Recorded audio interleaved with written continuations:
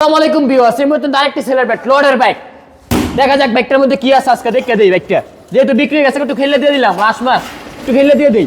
আয় হায়, লোডের ব্যাগটা বিক্রি হয়ে গেছে গা রে, বিক্রি হয়ে গেছে গা।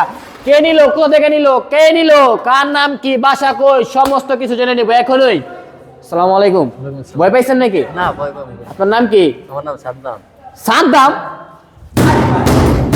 দুটা থারা বাড়াই দিছি, মিতাই কিন্তু আমার নামও সাদ্দাম। তো ভাই আপনি বুকে আসেন একটু। সাদ্দাম ভাই না? জি। তো ভাই ব্যাগটা কিনে রেখে চালাই চলাই দেখছিলেন?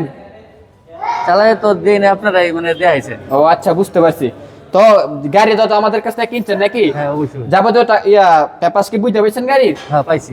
বাইকটা কত টাকা নিলেন? 40,000। মাত্র 40,000 টাকা কিন্তু নিয়ে নিল লর্ডের বাইক মাহিন্দ্রা সেন্টু। তাছাড়া কিন্তু আবার ঢাকা মেট্রো 53 ছিল এই ব্যক্তি বিক্রি করলাম বড় ভাইয়ের কাছে। তো বড় ভাই কোথা থেকে আসলো, কত টাকা নিল সে সম্পর্কে জেনে নিছি অবশ্যই। তাছাড়া কিন্তু উনি আমার মিতাই হয়। তো ভাইয়ের জন্য অন্তরস্থলে দোয়া ও ভালোবাসা হলো তিন তার গন্তব্যস্থলে সুন্দরভাবে পৌঁছাতে পারে। আর আমাদের জন্য দোয়া করবেন, আমরা যেন বাংলাদেশের মধ্যে সবচেয়ে কম প্রাইসে ভালো ভালো বাইক আপনাদেরকে উপহার দিতে পারি।